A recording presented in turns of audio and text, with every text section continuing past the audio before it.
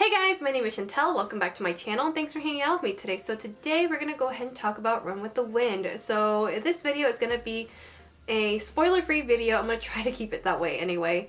I really wanted to make this video more so for the people that didn't watch it, and hopefully this video will help you guys to get interested and actually go and watch it on Crunchyroll or Haiji, because it is on those two streaming websites. So yeah, eventually I'm pretty sure it's gonna get a dub because High Dive is basically Sentai, so I cannot wait when they decide to dub it because it's gonna be fantastic and it gives me an excuse to rewatch it again. Not that I won't rewatch it again, because I will, probably like 1,000 times, because I love this anime. So yeah, which by the way, I don't understand why it was so underrated. I don't understand why nobody was really talking about it. There was just this small group of people, I feel, that really liked it and really talked about it, and like I said, I was just really surprised because this was a really great sports anime in my opinion, and probably one of the best ones out there that has come out in recent years. Because for me, I haven't been this in love with a sports anime since Haikyuu, and oh my goodness, you guys, I just don't understand why no one was talking about it. It sucks because it really is a great anime. So I guess the first thing that I should do is just tell you guys what it's about. So this anime is about our main character, Kakeru Kurohara, who ends up living with 9 other guys, and he is invited to stay over thanks to this character named Haiji Kiyose. And they basically celebrate that, you know, Kakeru is the 10th person to live here, and now that there's 10 people officially living in this house, Haiji has something up his sleeve, and he ends up telling the boys like, oh hey, you guys are actually in the running club too. And a lot of the boys are like, wait, what? Like, we never signed up for this, like what's going on? And Haiji goes on to explain like, oh, you know, when you signed up to live in this house, that was also your application form. And I was like, oh my god. So the main reason why Haiji did this is because he dreams about running in the Hakone Ikeden, and the boys automatically do not want any part of this and are basically trying their best to get away from this and trying to find any excuse possible to not do this. But Haiji, on the other hand, is not going to give up so easily. He goes as far as to intimidate and kind of like blackmail the characters into staying and doing this for him. It's kind of hilarious to see like the lengths that he would go to like have these boys stay and do just this one thing for him. But as the episodes go on, the boys slowly start to find their own motivation and their own reasons why they want to do this. And then from there, they slowly start to form a team, and thus begins their journey to Hakone Ikeden. Anyway, that's pretty much like the whole gist about Run with the Wind. So the first few episodes pretty much kind of focus on that, on them trying to become a team and Haiji trying to get them to do this for him. But as I said earlier when I was telling you guys a little bit about it, the characters are like, no, all of these boys except for like Haiji and Kakeru are pretty much amateurs when it comes to running. So they have no experience, and obviously they're like, especially Prince. Oh my gosh, when you guys watch this, Prince is gonna be like the most relatable thing ever. So Prince is very adorable, and he loves reading his manga,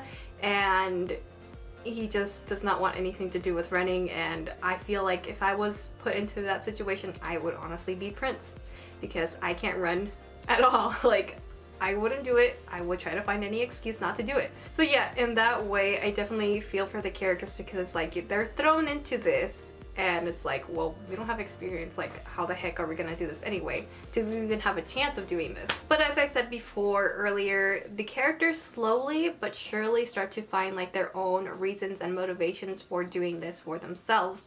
It doesn't just become, oh, I should do this for Haiji maybe, or I'm kind of being forced to do this. It's more like, I want to do this. I want to improve myself and do this for me. That's basically what you start to see with these characters. And one thing I really loved about Run with the Wind that I think did really well was just how much each of the characters got like time to shine, and they were really well developed. At least I think they were, because there's 10 boys in this. So I was a little bit afraid going into this. I was like, there's no way I'm gonna care for all of these characters. But boy, was I wrong. It definitely proved me wrong because I love and care for each of these characters, and their backstories were so wonderful, and I really liked getting to know more about them and seeing like just what was their reasons for doing Hakone Ikeden and stuff like that. Like, it was really, really wonderful to see like their point of view and perspectives on things and seeing like why they wanted to do this. Like, yeah, Kakeru and Haiji are our main characters and they get more focus, but as I said before, the other characters do get a lot of love and attention as well, so there's no character left behind basically, and I love that. And it was great because, as I said, it makes you really care for these characters and you just can't help but root for each and every single boy. And then seeing just how far they come from like the very beginning to the last and final episode is so fantastic, and I promise you guys will end up bawling your eyes out because, oh my gosh, just thinking about that makes me want to like start crying again. Man, like, I am so proud of those boys just to see like how far these characters have come. Going back to Kakeru and Haiji, as I said before, these two are basically your main characters in the story, and it basically revolves around these two specifically. So with Kakeru and Haiji, we don't really get to know their backstories right off the bat. Especially with Haiji, things start to like show up little by little. Like, you start to learn little bits and pieces about him and his past. Basically what I'm trying to say is that all of his information doesn't get thrown at your face in one episode.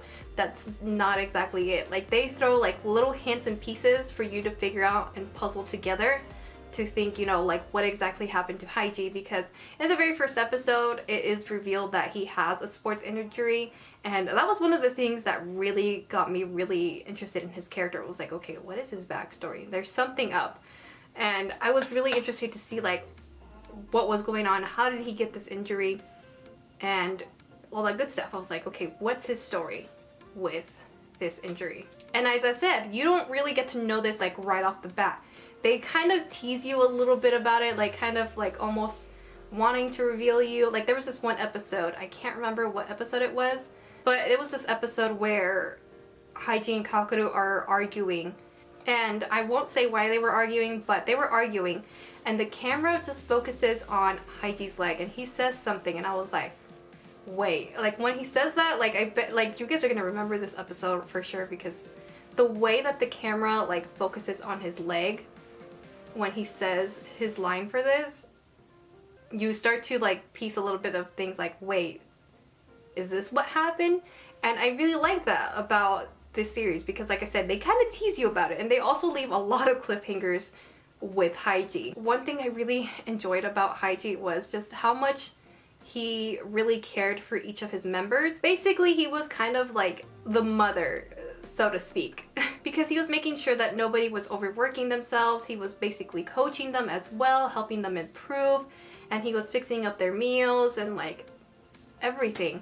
So he was pretty much taking care of everybody. So he definitely does a lot for these boys, and you really, like I said, you really start to appreciate him, not just for his backstory, but like the little things that he does and just everything that he does for these characters as well. Like, it slowly starts to impact their lives, and you start to see, like, especially once you finish the series, you're gonna be like, wow, Haiji has had a huge impact in their lives in some way or another. Haiji overall was just a sweet, strong, loving character, and I promise you guys will love him automatically. Like, he's just a really good character. I'm sorry, it's just like thinking about everything that he's gone through makes me a little bit emotional, and I can't talk about him without like wanting to cry. Like, I can feel my eyes getting kind of watery right now just thinking about it. Like, oh my gosh, I'm not. Another thing I do want to talk about when it comes to Run with the Wind that I really, really liked was, you know, with this, winning isn't everything, and you definitely learned that, especially from Haiji. Haiji was like the true definition of, like, it's not about winning, it's more so about the journey to get here, to, you know, what is it that you can do to improve yourself? What is it that you can do to achieve your dreams? Like, what's it gonna take?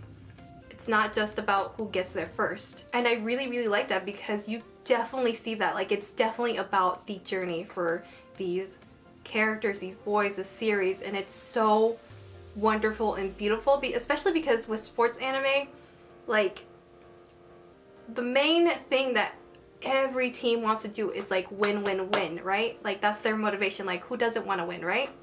But with Run with the Wind, it's a whole different story, and it's just a whole different point of view. Like, there's just so much more than winning, and I really, really like that. One last thing that I do want to say is, let's talk about the music in this. The music is really, really great. It's done by Yuki Hayashi, which you guys have probably heard his music in My Hero Academia and as well as Haikyuu, which, by the way, a couple of the Haikyuu soundtracks are in this, and if you have seen Haikyuu, you'll recognize them right away.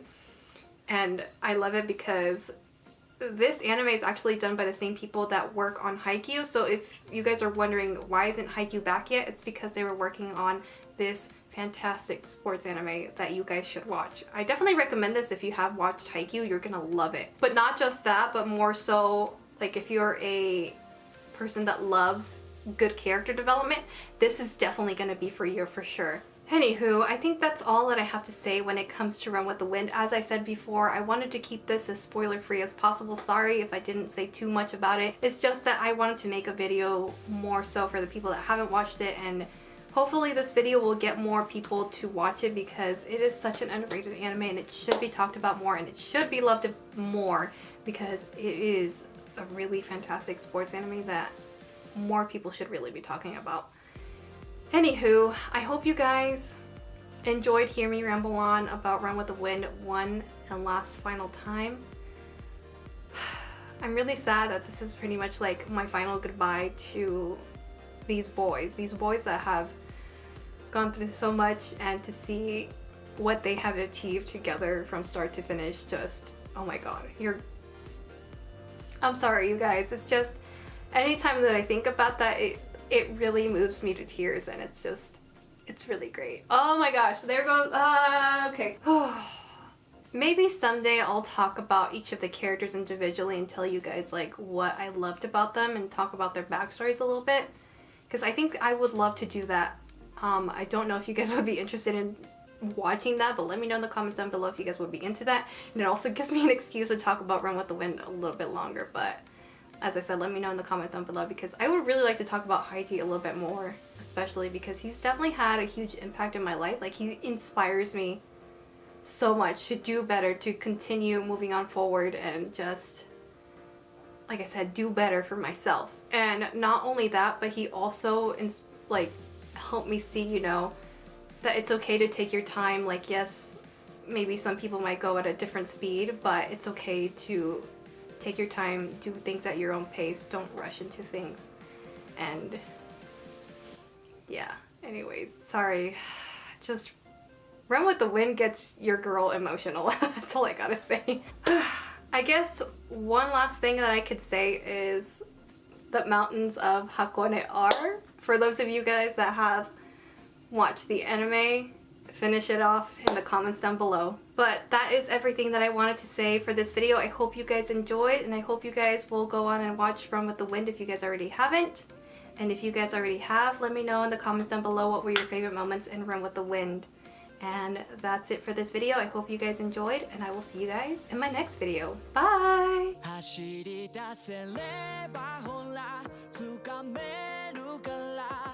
一度話した明日へのチケットこの場所から始まるから